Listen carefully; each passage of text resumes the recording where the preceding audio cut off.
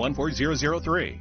The breaking news, CNN has just obtained the bombshell 10-page single-space opening statement from the U.S. official who overheard the phone conversation between the President of the United States and the U.S. Ambassador to the European Union, Gordon Sondland, over at a restaurant in Ukraine. Now, joining us now, Congressman Jamie Raskin, a Democrat on the Oversight and Judiciary Committees. He was inside this closed-door deposition. Congressman, thanks very much for joining us. I'm going to read one little paragraph from this 10-page document, this opening statement from David Holmes, the U.S. Counselor for Political Affairs at the embassy. He was at the table when the conversation between the president and Ambassador Sondland was taking place. I heard Ambassador Sondland greet the president and explain that he was calling from Kiev.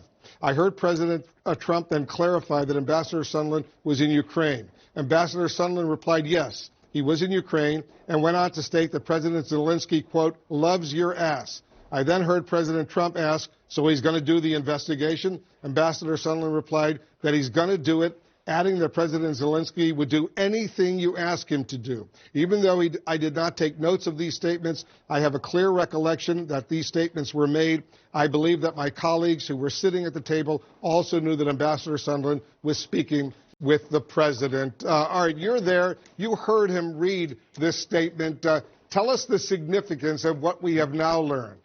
Well, Wolf, I don't know whether the statement you just read has been released or whether a statement presented by the witness has been officially released, so I can't confirm or deny the specific text there. I will tell you that everything that I heard in that room confirms and corroborates everything we've understood up until this point, which is that the president was the one who was executing this campaign of extortion, shakedown against the Ukrainian government. And Ambassador Yovanovitch's testimony today, I think, was absolutely devastating to the president and his defenders. She demonstrated very clearly, a 33-year veteran of the State Department Foreign Service, an ambassador who served 4 Republicans and 2 Democrats, totally nonpartisan.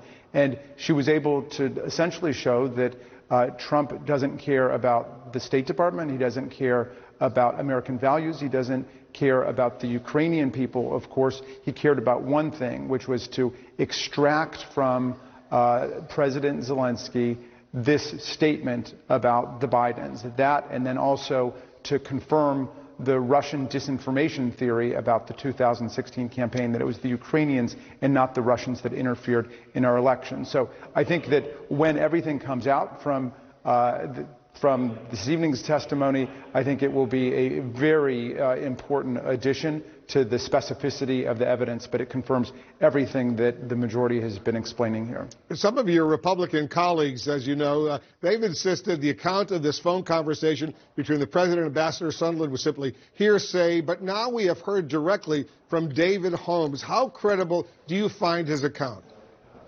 I found this witness absolutely credible. Again, a complete professional who's devoted his career to the State Department and the Foreign Service. He's been all over the world. He's high-ranking. He's a graduate of the Woodrow Wilson School at Princeton, and he was just a completely credible witness with no incentive to lie, like all of these other State Department and military officials who are coming forward to tell the truth. This is a moment of great heroism and patriotism for people who work for the United States government. I know that our colleagues across the aisle have been slandering them as the deep state. They're not the deep state. They are the servants of the American people.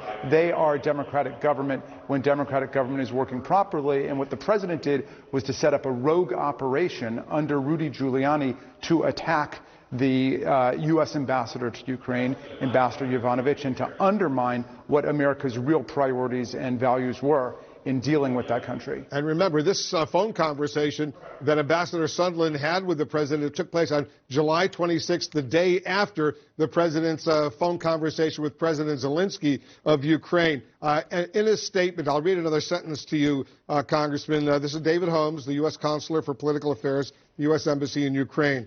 My clear impression was that the security assistance hold was likely intended by the president either to express dissatisfaction that the Ukrainians had not yet agreed to the Burisma Biden investigations or as an effort to increase the pressure on them to do so. So basically what he's saying is this was the quid pro quo. The $400 million in security assistance to Ukraine was being withheld until the Ukrainians launched this investigation of the Bidens. Well, look, the same president who's converted the presidency into an instrument of self-enrichment through his hotels and resorts and tried to have the G7 at the Doral National Trump Resort in Florida, went on to convert the presidency into an instrument of re-election and essentially put the whole government of the United States and the hundreds of millions of dollars of aid that we voted for Ukraine to the service of his political campaign in order to cook up stories and dirt about the Bidens.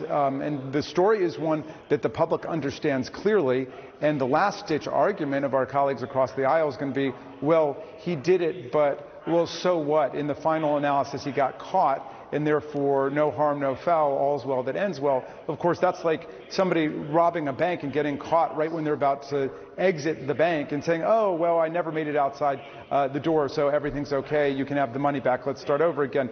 The stakes are way too high for the American people and for Congress to let this kind of serious criminal misconduct go.